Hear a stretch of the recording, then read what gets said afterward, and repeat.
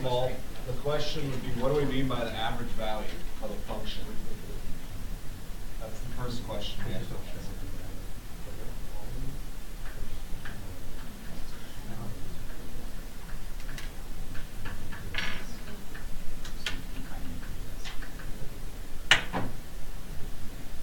They went over this for the study session. Yeah, there's some things that are a little ahead of us on it. They reorganized them this year, and we didn't get to pick what to do every weekend. So you might see some stuff tomorrow that you haven't seen.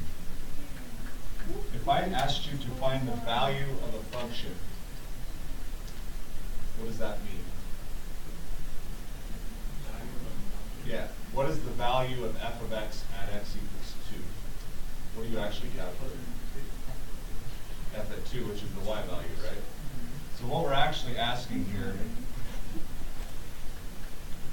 is, what's the average y value, or height of the function?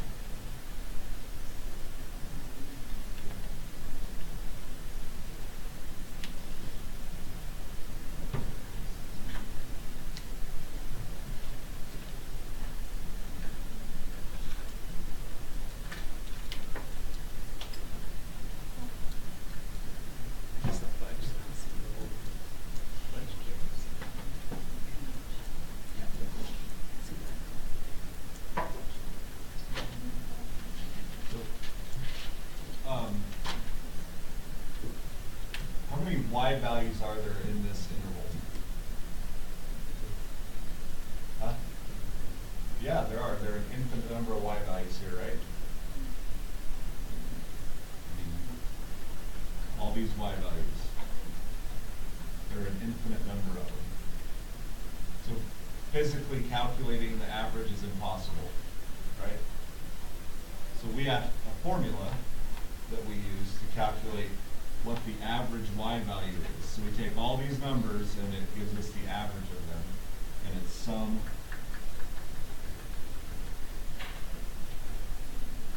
y value between 0 and 1 in this case, right? So we would find the average number that comes out of all those y values that are generated. Is that, do you understand that? We're just finding the average height of the function. What I don't understand is, like, how can it have an average when every single point is reading it twice? Plural, it would count twice. So if it's 1/2 plus 1/2, right? It would count both. There's one point that isn't equal. Yep.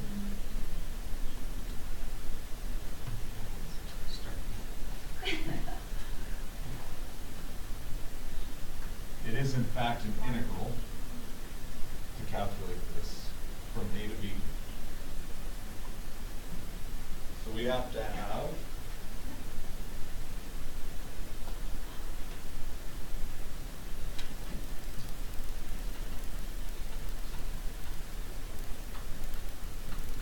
this is called the average value theorem.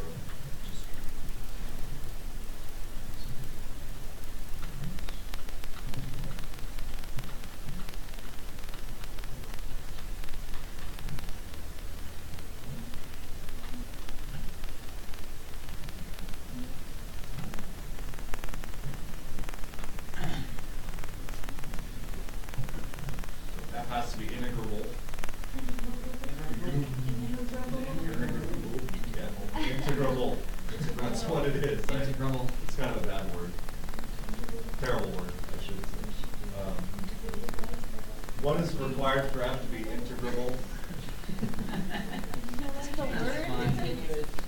It has to be continuous, right? So in effect, f has to be continuous. Okay. Then the average value is 1 over b minus a. B and a are the endpoints, right? Integral from a to b f of x dx.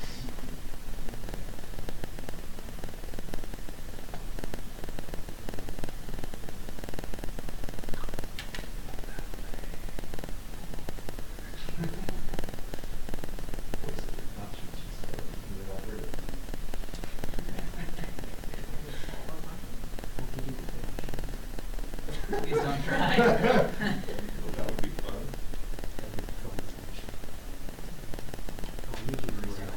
Please don't try. Okay, so there's your formula, right?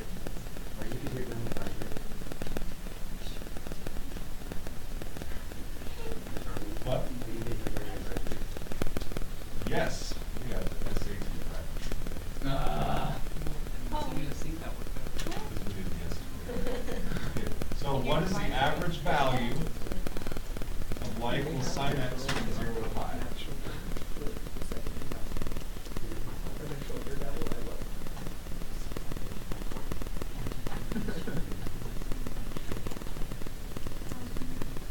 No, no guesses here.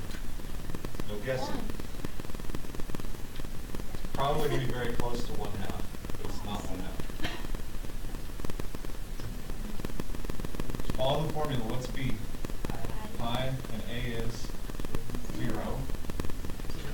Integral from 0 to pi of sine x, correct?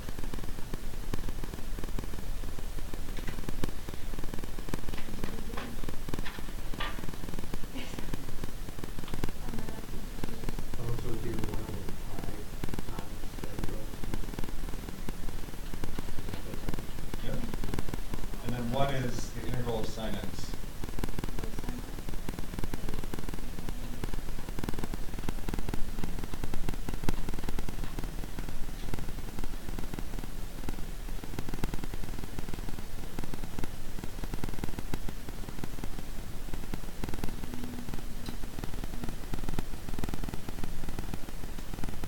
Cosine of pi minus negative cosine of 0.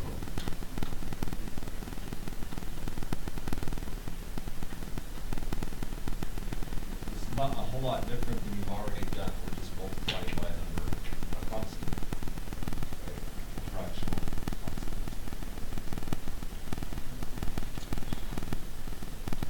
Canyon, what's negative cosine of pi?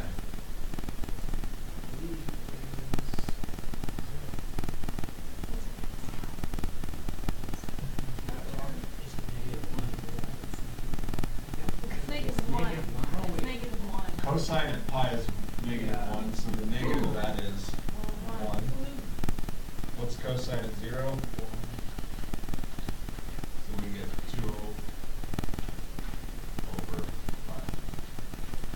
That's your average value. Now what's the decimal for that?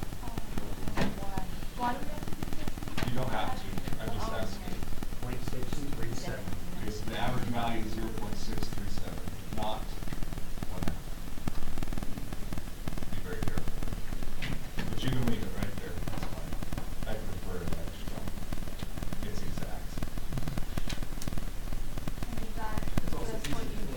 This is how you calculate the average value of a function. No. How much harder did it get? Oh, yeah. Okay. So,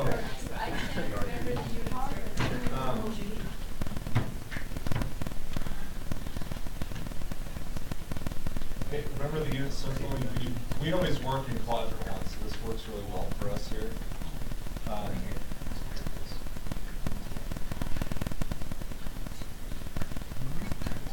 Imagine this is your fingers and your thumb, right? 0, pi over 6, pi over 4, pi over 3, and pi over 2. I guess we are working in this exact. Right? So, if I want to calculate the value of pi over 3, cosine is 1 over 2. And sine is √3 over 2. Because we have 3 fingers, so it's √3 over 2, and then we have 1 finger on the left hand side.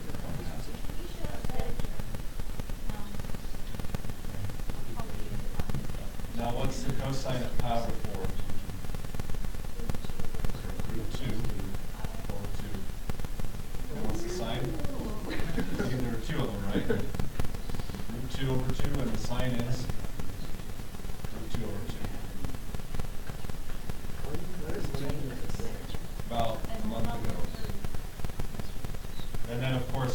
6 is root 3 over 2 for cosine and 1/2 for sine. Doesn't work for the endpoints though. What's cosine at 0? What? In my pinky? Yeah. Yeah. you Not can by like, itself. you're not bending the finger. Yeah. Oh, I can only you're kind so of bend it. untalented. Like I can't bend it unless I hold it right there. Yeah, see? And this My one too. fingers like that. Yeah, see when I hold it, I can do it. Yeah. I can do it. Yeah, see, it just wants to go with it. Yeah. Mine only kind of. See, you're just. Practice. Okay, anyways. What are you doing there? Sorry, I guess. Right. Thank you, what are you doing? This can give you a clue to like cosine pi, right? This cosine at 0 is 1. Cosine at pi over 2, there's no cosine there, right? The thumb is down. There's nothing. So it goes 1, 0. When you get back to pi, it's going to be -1 cosine. So follow the pattern there, because you don't really have a way to. I guess you can try your right hand.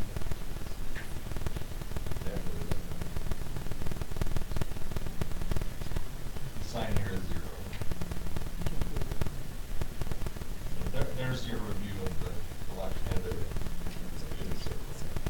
Alright.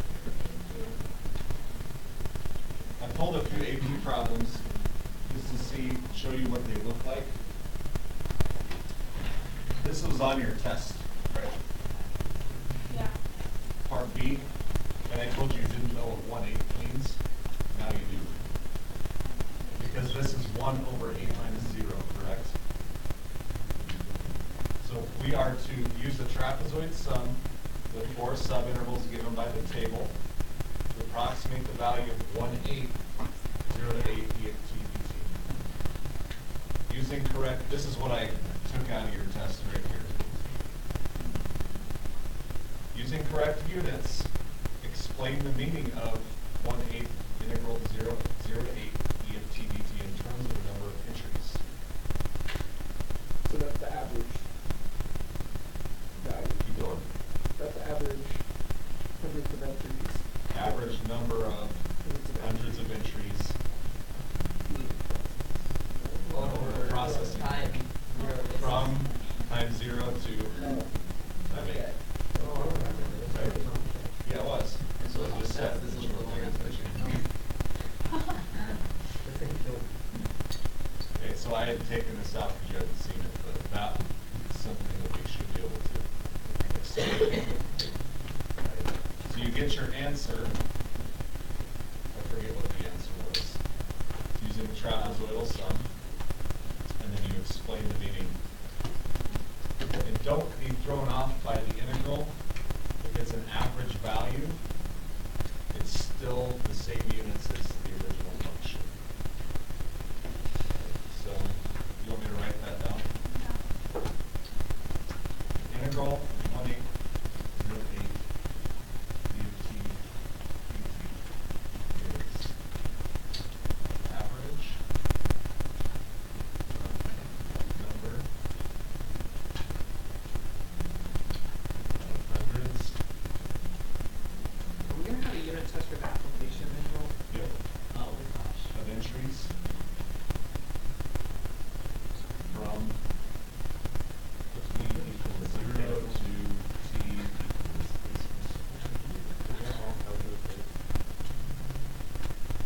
what? I would think you would know that.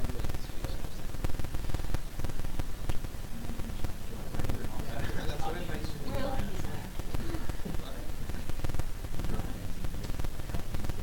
Now, I know you don't have these in your notes, but So I have a question, maybe it's not a question, but how can I use it in my later life?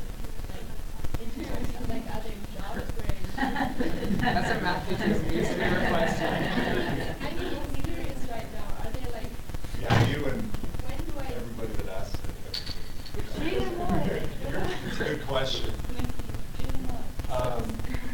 Did he ask that question why? Like, I don't know, maybe. In Cambridge, we always have the smartest person ask, and I'm like, why are you even asking? You're getting it all right. Oh.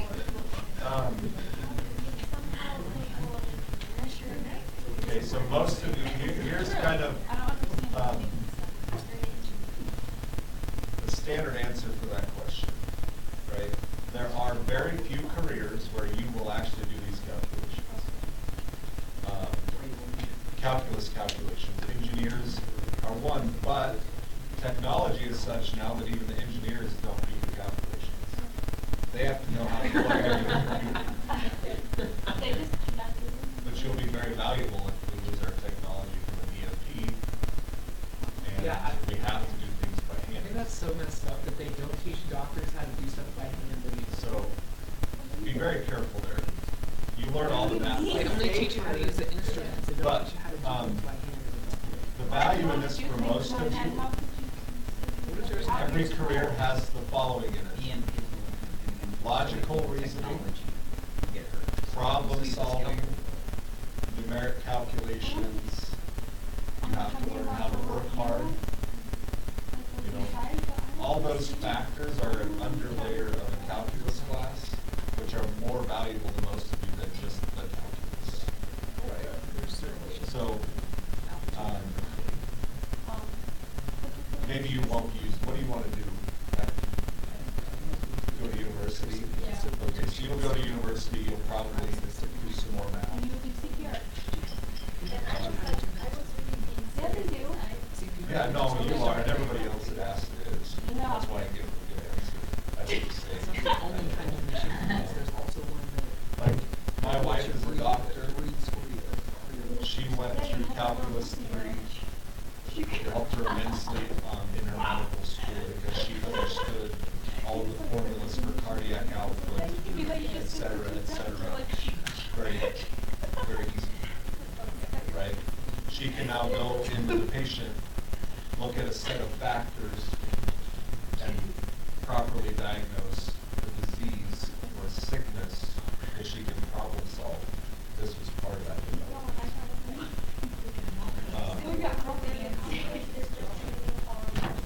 Most of you are using this as training for logical thinking, problem solving skills. But I can tell you that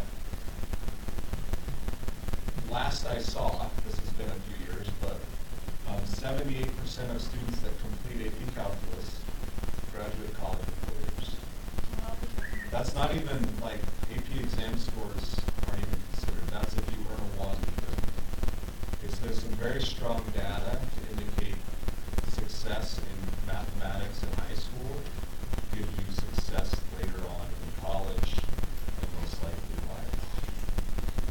So it is valuable even though you're not using it, you're still training these things.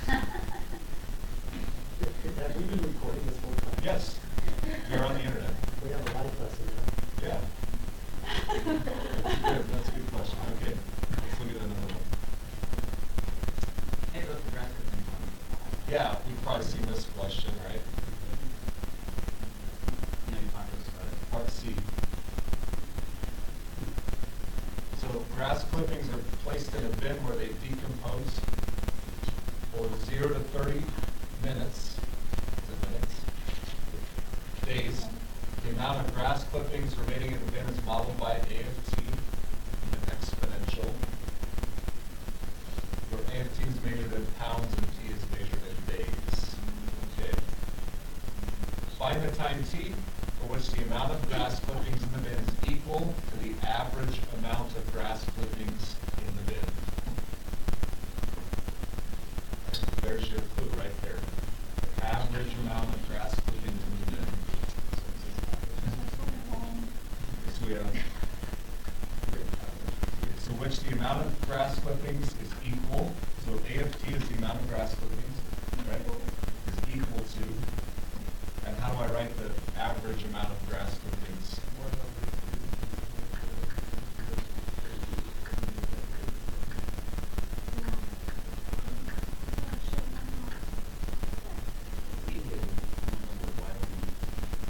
Because it's average amount, 1 over 30 minus 0. If you write the average value function right there. Okay. This would be a calculator-friendly problem because it's number 1. So you would punch those values in and get calculation out of that.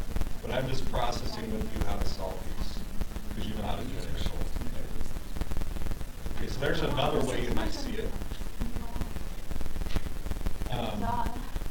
They are very common. Here's a no calculator problem.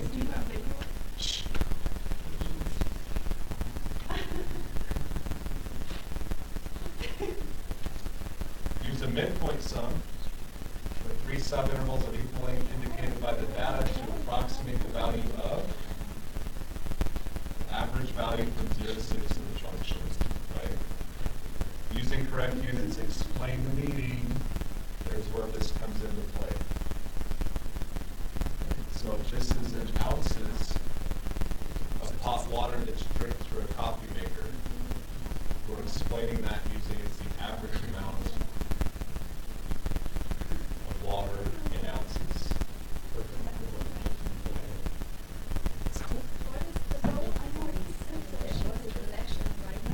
We have 3 subintervals. The midpoint sum to 3 intervals. Right? So the midpoint would be 2 units wide, it's a rectangle. And here's the middle point, 5.3 tall. Plus 2 by 11.2 plus 2 times 13. So those are the middle points. Now this answer right here, if you set it equal to, we're going to go from 0 to 30, or sorry, from 0 to 6, C of T. We'll earn you 2 points. We'll earn you a point. You throw this on the front. You just earn 2 points. Just by writing the function midpoint sum. Don't do the math, just do it. Good, and then here's the last one I pulled this morning. This is number 1, so just calculator formula again. Average value, right? This time, you're actually given the context. The average temperature of the water is, and they give you the average value of the function. Okay, use a left Riemann sum. Do you want me to show you that real quick? With 4 subintervals, so 1, 2, 3, 4. The left-handed Riemann sum.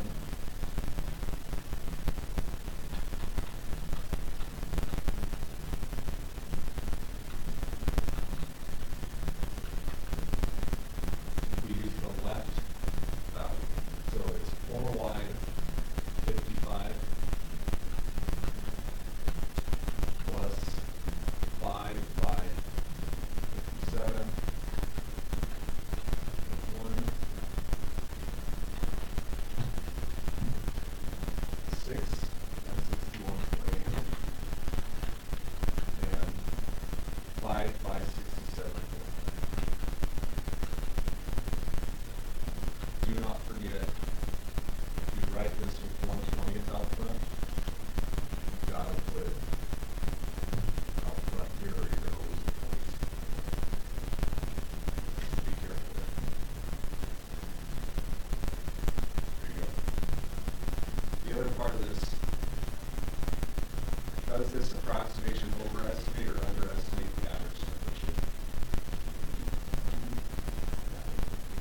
Left Riemann sum, the function is increasing. This is an underestimate. Okay, good. Questions?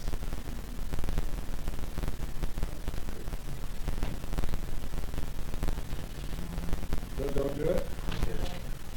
You don't want me to burn it? Okay, I won't burn it all. Don't burn it, shred it. It didn't burn. It's hard for me to know what you're talking about when you don't say it. I hit the phone on me. Yeah, Put but it on a cane or plate. I just did, and I won. 315, exercise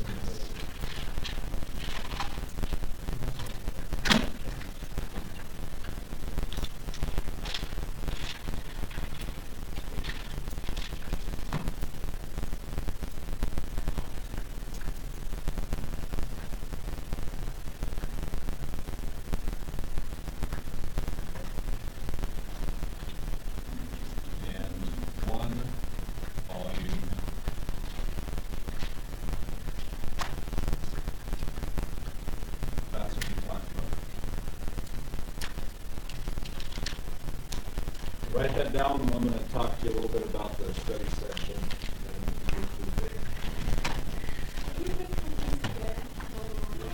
Oh, you know what, I'm not gonna be home till like 10 tonight.